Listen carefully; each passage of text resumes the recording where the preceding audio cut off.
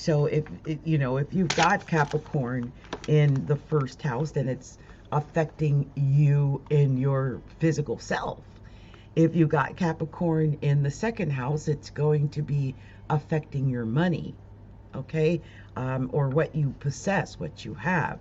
If it's Capricorn in your third house, then it's going to be affecting your communication, and most likely how it affects your career and your business with that communication.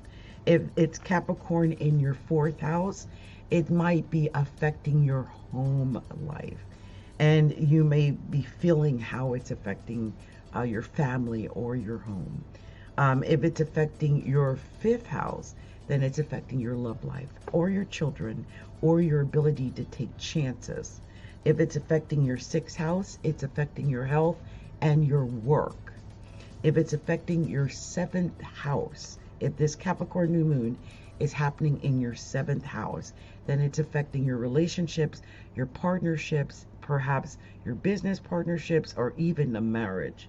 If it's happening in your eighth house, a Capricorn new moon in your eighth house, then it would be affecting your money, and your money as it pertains to your business or your career.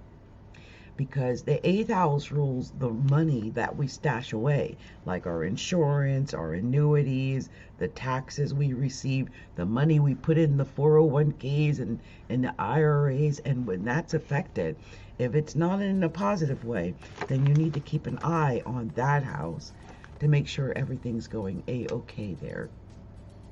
If it's affecting your ninth house, then it's affecting your dogma, your spirituality, your education. You might be feeling like you're learning more and more master classes, you're doing more, or you might actually physically be doing something, say, with the law or with politics or something like that, because the ninth house also rules that. It also rules religion, so it could be a lot of praying, stuff of that nature.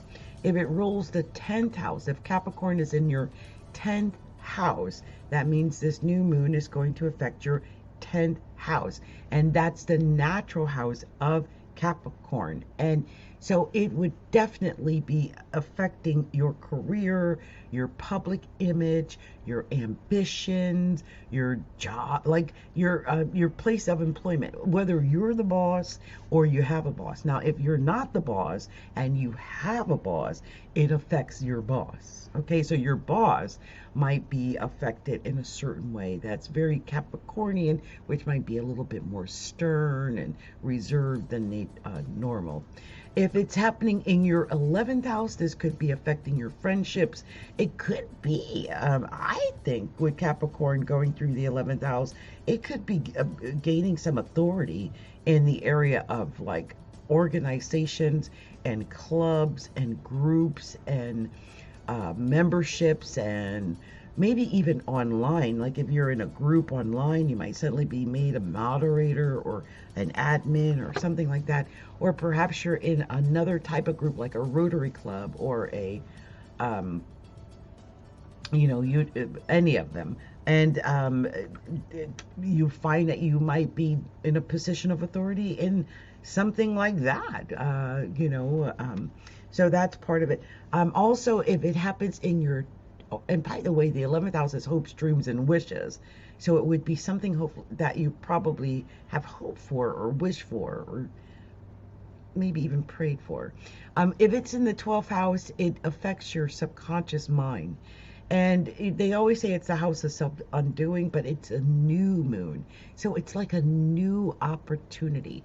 I feel like if it's in your 12th house, this is a new opportunity maybe to really take a good look at your business goals or your career, or your where are you really messing up in your career? Where are you self-undoing? In other words, where are you self-undoing? And it's funny that this is happening because I've been looking at a lot of things that go on behind the scenes, and the 12th house indicates what happens behind the scenes. So if you've got 1 degree of Capricorn in your 12th house, then you're going to be dealing with issues that really pertain to what happens behind the scenes, what other people can't see, but what is very real to you.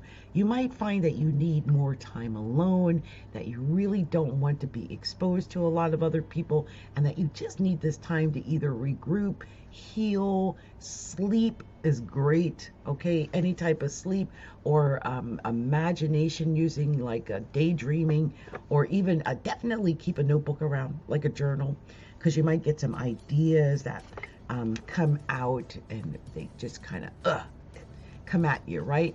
So that could happen. Now, I'm going